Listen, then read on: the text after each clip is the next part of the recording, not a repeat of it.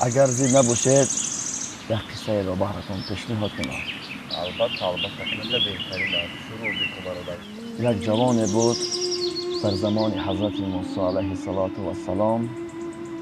آن جوان بسیار گناهکار بود، زیناکار بود و فسق و فساد عاده شده بود.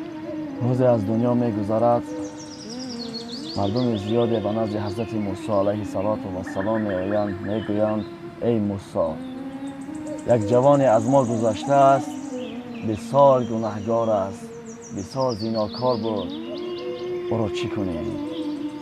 حضرت موسی علیه السلام میگوید اگر این گونه باشد او را به یکم غار، به یکم جای افراس پرتوید.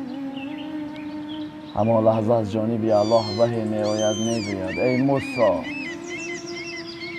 خیز رفته این بنده مرا خود تازه کرده آن را جنازه خواند. حضرت موسی علیه السلام آن جوان را گرفته تازه کرده او را جنازه میخواند. بعدا حضرت موسی علیه السلام به سوی الله میگوید یا الله، این کی بود که این را ما جنازه خواندیم، که این قدر گناهکار بود، زیناکار بود، چرا این را جنازه خواندیم؟ از جانب الله به حضرت موسی وحی شد، گفت ای موسی، این بنده من را خار حساب نکنید که پشتیبان این من هستم. روز این جوان به کتاب تورات خوانی مشغول بود. وقتی کتاب را روی کرد، نام احمد را دید. از چشمانش آب جاری شد.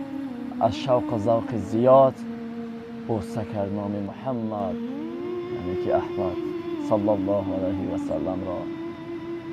الله ذوالجلال گفت به خاطر حبیبم همه گناه های این جوان را من بخشیدم.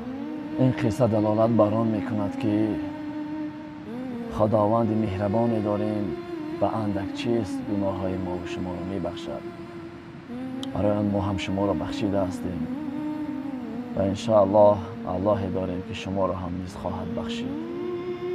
گریه هم خوب است که دل را آرام میکند. از سخنهای تو دیده می شود که این محبت دنیا بوده است، ما را فریب داده.